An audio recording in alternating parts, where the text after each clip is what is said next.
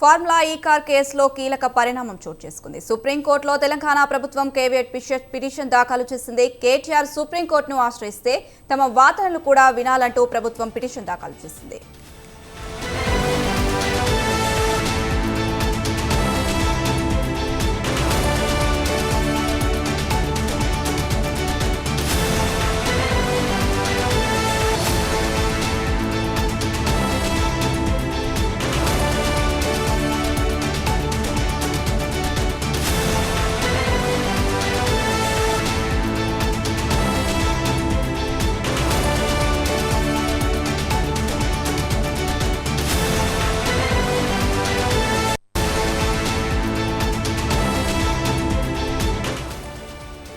సుప్రీంకోర్టులో తెలంగాణ ప్రభుత్వం caveat petition దాఖలు చేసింది. కేటీఆర్ సుప్రీంకోర్టును ఆశ్రయిస్తే తమ వాదనలు కూడా వినాలంటూ ప్రభుత్వం పిటిషన్ దాఖలు చేసింది. ఇదే అంశానికి సంబంధించి మరింత సమాచారం మా కరెస్పాండెంట్ ఉషా అందిస్తారు. ఉషా,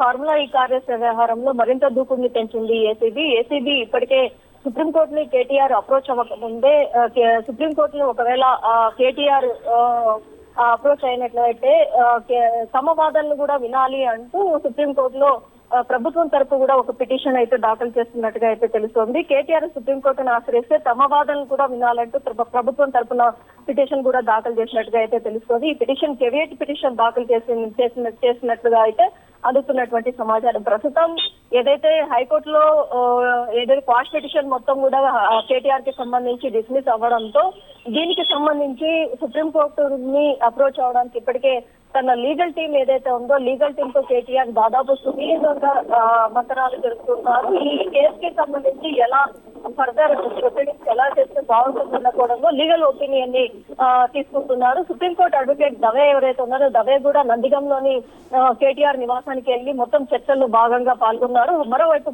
కేసీఆర్ కూడా ఫామ్ హౌస్ నుంచి మొత్తం కూడా ఉదంతాన్ని మొత్తం కూడా వీక్షిస్తున్నట్టుగా అయితే తెలుస్తుంది. ప్రస్తుతం అయితే కేటీఆర్ సుప్రీంకోర్టును అప్రోచ్ అయ్యే పిటిషన్ దాఖలు చేసుకునేటట్లయితే ఖచ్చితంగా ప్రభుత్వం తరపు ఏసీబీ వాదనలు కూడా ఖచ్చితంగా ఇందులో మీరు వినాల్సి ఉంటుంది అన్న కోణంలో కూడా పిటిషన్ దాఖలు చేసుకున్నట్టున్నారు. ఈ పిటిషన్ పేరు కూడా కేవియట్ పిటిషన్ గా కూడా పేర్కొన్నట్టుగా అయితే తెలుస్తుంది. Anusha. Right Usha, thank you.